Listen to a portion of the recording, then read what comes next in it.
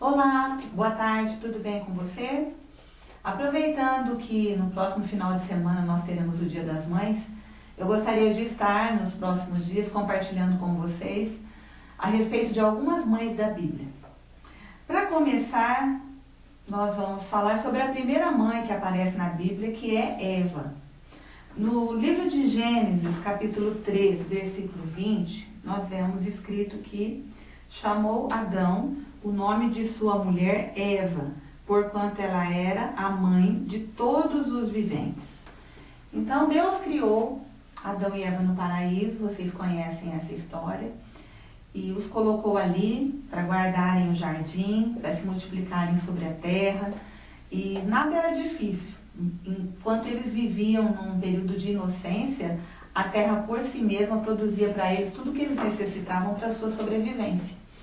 E Deus somente deu uma ordem de que eles não comessem da árvore do conhecimento do bem e do mal.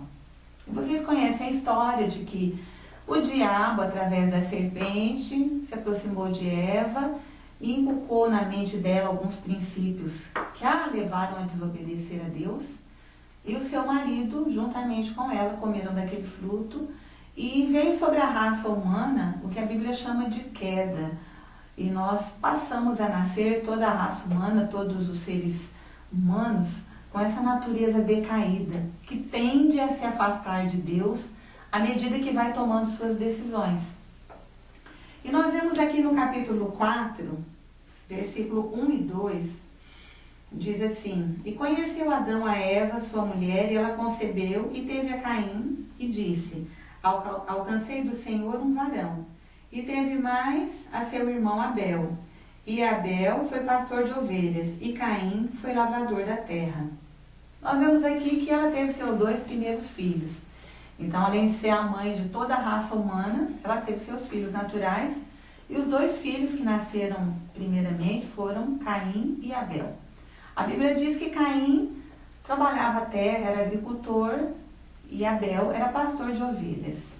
Levando-se em conta que naquela época as pessoas não comiam carne ainda, foi depois do dilúvio que eles vieram a comer carne, nós vemos que Abel provavelmente era pastor para oferecer sacrifícios a Deus. E quando os 2 trazem a oferta a Deus, Caim traz o fruto do seu trabalho, do seu esforço. Nós caracterizamos Caim como um religioso, aquele que oferece a Deus o que ele acha importante. O que ele acha que vai agradar a Deus? O que ele acha que ele pode oferecer de si mesmo, do seu trabalho, do seu suor? E a Bíblia diz que Deus rejeitou a oferta de Caim. E Abel trouxe uma das suas ovelhas, algo do seu rebanho, e ofereceu ao Senhor, e a sua oferta foi aceita. Porque a oferta de Abel não era como a oferta de Caim, fruto do seu esforço, mas era algo do próprio Deus para ser oferecido a ele. Por isso que lá no Novo Testamento nós vamos ver que Jesus é o Cordeiro de Deus que tira o pecado do mundo. Porque Deus mesmo proporcionou a nós algo para oferecer a ele. Deus mesmo providenciou a nossa salvação. E assim ali também Deus proporcionou a Abel algo para que ele oferecesse a Deus e fosse aceito. E nós vemos que houve ali um problema de ciúme muito grave. E Caim, por causa disso, acabou matando Abel. Então Eva já teve um conflito muito sério na sua família desde o princípio. Nós vemos ali a competição entre irmãos, que já começou no primeiro grupo de irmãos, que foi Caim e Abel, e se perpetua até hoje na raça humana. Sempre, quase sem nenhuma exceção a essa regra, os irmãos competem entre si. Então já foi algo que foi plantado na natureza daqueles filhos de Eva. E, infelizmente, quem abriu a porta para que a natureza humana sofresse essa queda, para que essa natureza decaída começasse a se manifestar no homem à medida que ele cresce e vai fazendo suas escolhas, foi a própria Eva. Ela, infelizmente, desobedeceu a Deus em uma ordem, comeu do fruto, que era proibido por Deus. Isso trouxe sérias consequências, afastamento de Deus, medo da sua presença, um distanciamento, e com certeza seus filhos, Caim e Abel, especialmente Caim, já nasceram com essa marca de uma forma muito pronunciada na sua natureza. A Bíblia mesmo diz que Deus rejeitou a oferta de Caim e diz que ele era do maligno e as suas obras eram más. Quer dizer, a partir daquela abertura, daquela brecha que Eva deu com a sua desobediência, a sua própria família foi afetada. E ela já foi a primeira mãe a perder um filho de uma maneira precoce e, infelizmente, um filho que foi morto pelo próprio irmão. E talvez nós, como mães, precisamos aprender uma lição com Eva. Deus nos capacitou como mães a criar um relacionamento harmonioso dentro do nosso lar. Quando nós somos pessoas que servem a Deus, que andam no temor de Deus, quando somos mulheres obedientes a Deus, Ele nos ensina a edificar a nossa casa, a nossa família. Ele nos ensina a criarmos os nossos filhos com esse respeito um ao outro, a capacidade de compreender que todos nós somos falhos e aprendemos muito uns com os outros. Um completa o outro. Eu sempre disse para os meus filhos isso, que eles deveriam ser muito amigos uns dos outros, porque normalmente essa rivalidade que começou aí em Caim e Abel se estabelece dentro da nossa casa. Se não formos mulheres sábias, se não formos mulheres cuidadosas, que prestem atenção, que procurem inculcar nos seus filhos esses princípios corretos de amizade, de harmonia, de respeito um pelo outro, de compreender as diferenças, de saber que um é bom para fazer uma coisa e o outro é bom para fazer outra.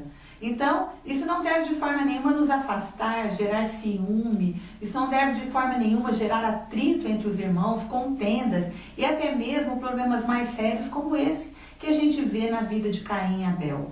Muito pelo contrário, nós devemos ver isso, que as diferenças são importantes para nos completar, para que precisemos um do outro.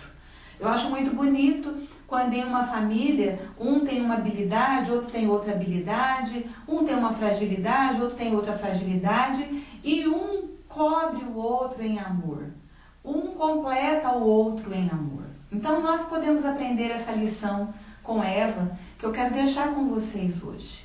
Que você seja uma mulher sábia, que você saiba administrar a sua casa, que você seja uma mulher atenta aos seus filhos, uma mulher que preste atenção nesses conflitos que começam de uma forma bem pequena, mas que vão se alastrando, vão se expandindo. E se a gente não interfere com oração, com aconselhamento, se a gente não interfere com amor, fazendo com que eles adquiram sabedoria, com que eles tenham entendimento a respeito dessas diferenças e habilidade para lidar com elas, para que a gente crie filhos que vivam bem, que se amem, que se completem e que pela vida fora sejam amigos. Porque, na verdade, eles devem ser os melhores amigos uns dos outros, como eu mesma já disse.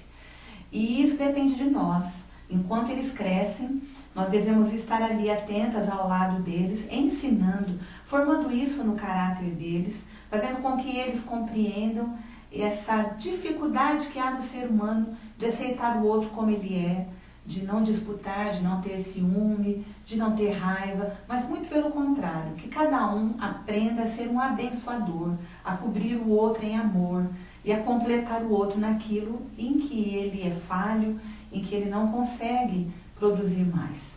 Eu quero que você entenda essa mensagem e quero orar por você agora, para que você possa estabelecer na sua casa este ambiente como mãe, que você esteja presente, que você seja uma intercessora dos seus filhos e que você seja uma boa conselheira.